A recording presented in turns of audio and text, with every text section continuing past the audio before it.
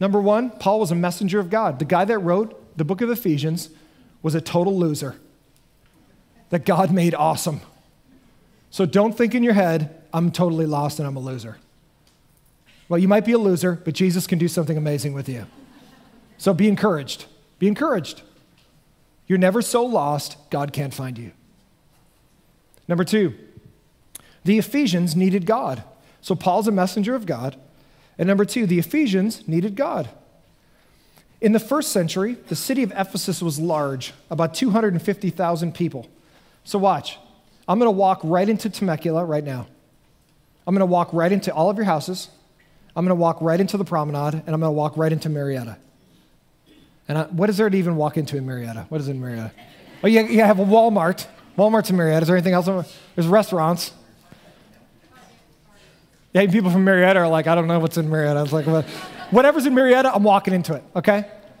This is literally, listen to what I'm saying. The book of Ephesians, you could literally call it the letter to Temecula Valley. If Ephesus was about 250,000 people, between Temecula, Marietta, and Winchester, we're about 250,000 people, almost the exact same size as Ephesus. We have the same amount of people, and look what was important to them. Ephesus was a large city. It was important, and it was a wealthy port city of the under Roman rule. Having formerly been a major Greek city, the Ephesians prided themselves on a few things: education, commercial industry, and spirituality. Think about our valley. What are the things we value in our valley? Education, for our kids at least, making money, and being spiritual of some sort, having crystals or whatever. Or what's the Christian Wicca stuff, the essential oils or whatever that is? Okay. Now the women are mad. Okay, so now we'll move on. We'll move on now. Okay. Well, the point is that people look for spirituality in our culture. They might not go to church, but they consider themselves spiritual. If you were to talk to people at the mall, you go, do you consider yourself a spiritual person? They'd go, yeah. Where do you go to church? I don't go to church, but I'm super spiritual. So people consider themselves spiritual in our valley. What are the things they focus on? Education. We are one of the best educated in our valley of the whole nation. We have great public schools. If you don't like our public schools, you can send them to a fantastic private school. If you're not really into the private schools, you can send them to other educational scenarios. If you have an autistic child and they can't really be in the mainstream, man, we have educational systems for them in our valley. I mean, our valley is education focused, because we want our kids to be well educated. Why? Because we want them to get good jobs and make money. We are also focused on money. We drive, 28 hours on the 15 down to Orange County or San Diego or whatever. Why? Why do we come back here? Because we can make money down there, but we like the style of living here. Also, we feel we're spiritual. We're like, I just connect with God in nature or out on the boat or whatever. We feel like we're spiritual, and it's the exact same thing the Ephesians felt about themselves. We're highly educated. We like to make money, and we feel like we're spiritual. Literally, Ephesus is the Temecula Valley. But guess what? Like Ephesus, the Temecula Valley needs God. The Ephesians built one of the largest temples. It was to the Greek fertility god Artemis, and one of the biggest libraries, the Celsus Library, in the ancient world. So look, here's a picture of Artemis. So this is what the guys would make. This was actually found near Ephesus, and they were statues or idols, and people would have them in their homes. And Artemis was known as a goddess of fertility, as well as wildlife and outdoor living. And it's actually very similar to Temecula. We like to be outside. We like to go to the desert. We like to go to the water. All those things you see on her chest, those are breasts. And that's why she was known as the goddess of fertility. So when Paul came to the amphitheater that held 25,000, you want to put that picture up?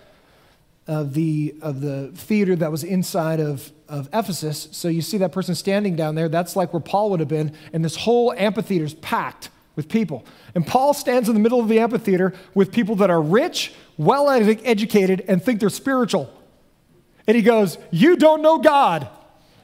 Because the Artemis lady, the idol that you have in your house, she doesn't even exist.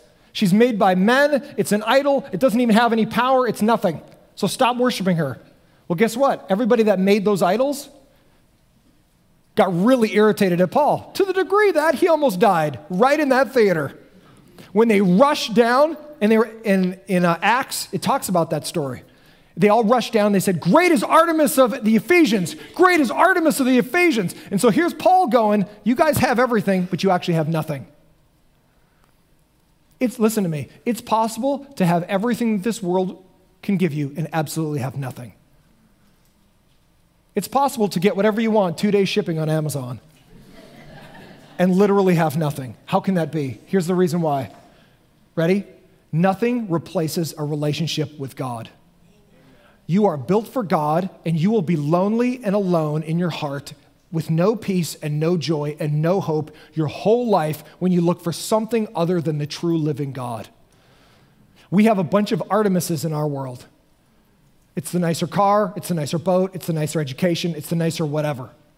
And you know what? Instead of it filling that void, it just makes the void bigger. Because we realize, dude, I've just spent a lot of money, and it's fun for a minute, but after a while, I feel like trash again. Why is that? And it leads you to hopelessness. It's the reason a lot of the Twitter, the guys that have the largest Twitter followers in the world, they're heroin addicts. And they hang themselves in their apartment. And you go, how can that be? You're one of the most powerful, wealthy, most followers in the world. You're one of the most popular people in the world. How could you kill yourself? I'll tell you why that is. Because the more stuff you get, the more empty you are without God. You can never fill the void that's built in your heart for God. You will try with sex, drugs, and rock and roll and 2-day shipping, but it will never bring you peace. The hole that's made for God to fill only gets bigger with stuff when you try to stuff it in there. And you become hopeless after a while. You're like, there's no way I can fill my heart. And it's true. Because without Jesus, you will be empty your whole life.